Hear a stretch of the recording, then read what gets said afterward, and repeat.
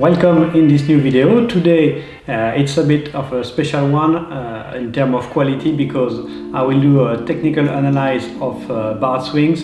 I had the chance to be with the Power Slide Matter racing team in a training camp a few weeks ago, and most of the team was there, and we had a shooting session to make photo and video.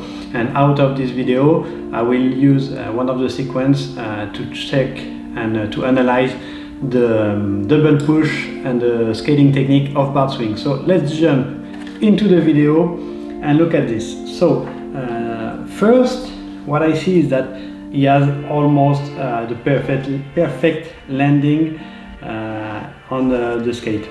He's putting his skate a little bit on the outside or under his hip, which is super important to be able to create the double push later.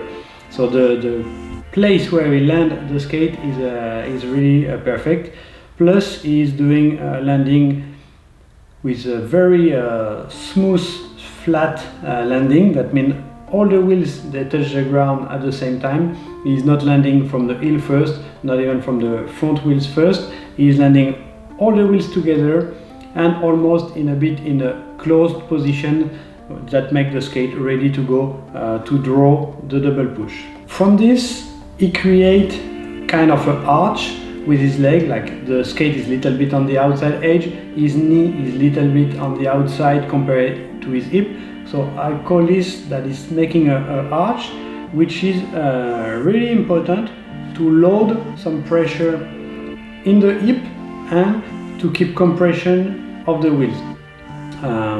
Joey Montia was talking a lot in his first double push video about the compression of the wheels, and it's a super important factor that here Bart is doing also.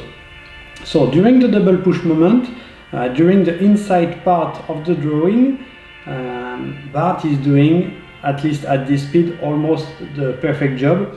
First part of the inside push is done from the glute, because he load so much pressure in the hip, in the glutes muscle from the arch he could draw. He can use this pressure at the beginning of the movement of the skate to the inside. And then he tried to use little bit his body weight transfer. It's helping him to save energy, I think, during the movement. So it's done at the perfect timing, and it helps him to keep the pressure also and the compression on the wheels. Then at the end of his inside push, at the end of this inside part movement, the skate start to turn and change direction, so the skate go a little more open, and from that he will use more a quadriceps double push movement. So he will use more an extension of the leg, bring the upper body, the hip little bit more up at this moment. So I think it's quite the perfect combo for the idea I have in the double push. First he used the quad, second he uses body weight, third he do an extension of the leg.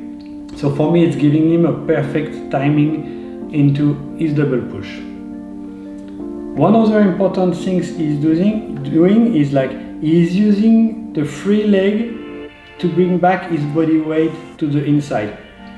So when his other skate is coming back, he used the weight and the inertia of movement from this leg. When he bring it back, it helps him to switch the body weight to the inside.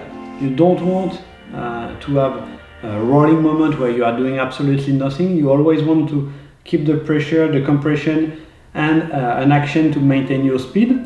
From something I explained already in my first double push video. But here he's doing this very good. When he brings back his leg, he's active at a moment where he cannot apply pressure.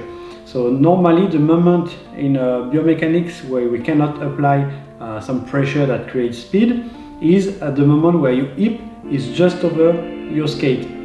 So here he used this free leg, to create some kind of movement to maintain the speed in this small moment, and he bring back his body weight to the inside for this. He's using a little bit like he is arriving now into the classic push, let's say, and he used this body weight fall to the inside, not really like on the ice where you are more like using the fall to save energy. He is using the fall to the inside to complement his classic push. Between the inside push and the outside classic push, he tried to maintain the pressure on the wheels.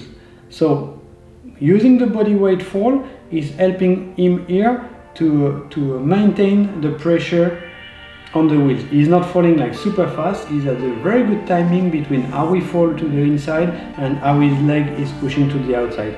So it's really smooth timing, and make sure that he keep the compression on the wheels during all this moment. During the push, we can see that he tried to push as long as he can, which is very good. At one condition, which is good also here, you can push as long as you can if you still feel the compression of your wheel.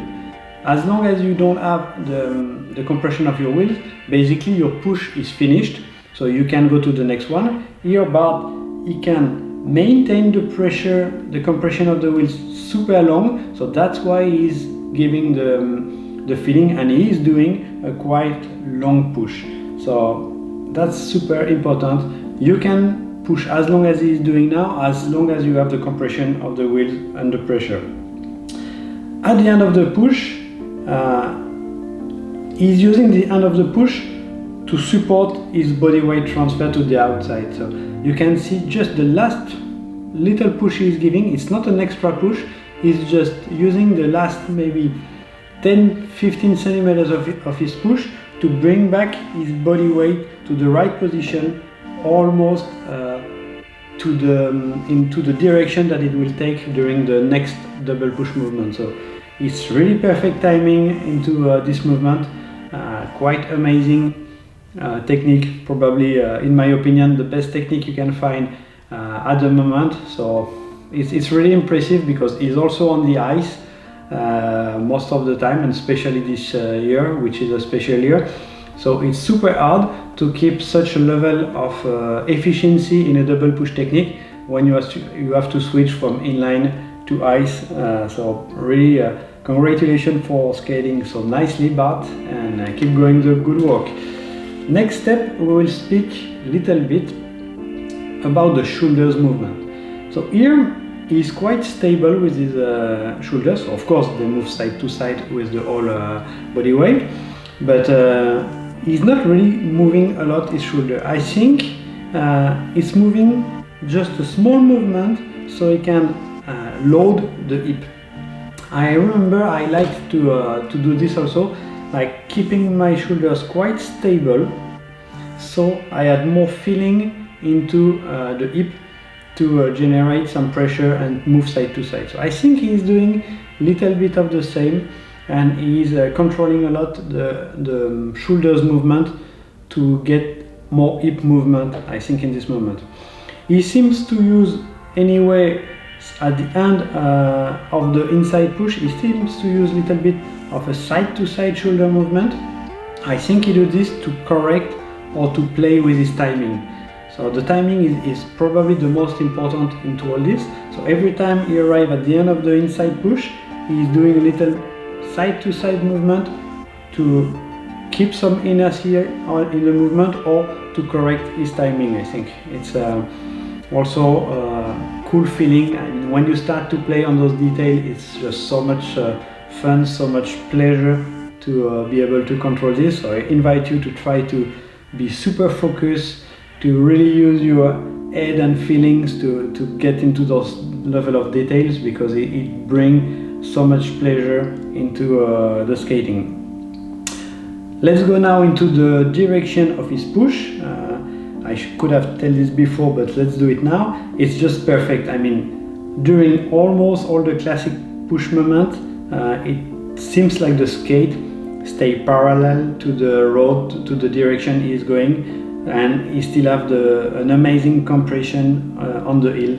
So that's a perfect combination. I think the last skater I've seen doing this so good was probably Shane Dobbin.